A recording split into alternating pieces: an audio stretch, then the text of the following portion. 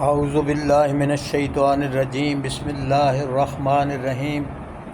10वां पारा सूरा अल अनफाल दे 10वें रकू का निचोड़।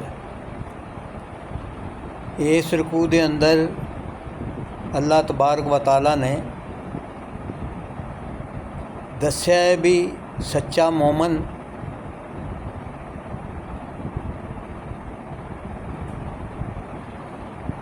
ते सादतमंद वो ने जिन्ना ईमान लियावन तो बाद हिजरत की ते माल ते जान नाल अल्लाह दी राह च जिहाद किया।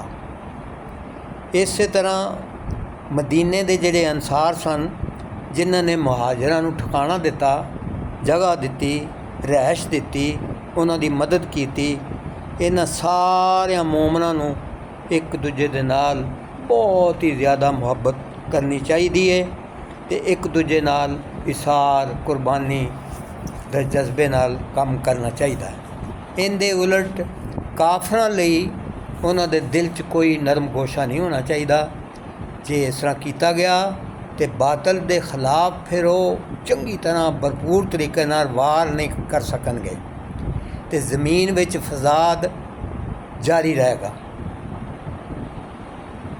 बिना शक जिहड़े लोग ईमान लियाए, हिजरत की, माल ते जान नाल अल्लाह दी राह जिहाद किया और जिन्हां ने उन्हां दी मदीने दे विच नुसरत की, मदद की, ये सारे दे सारे पक्के मोमन ने।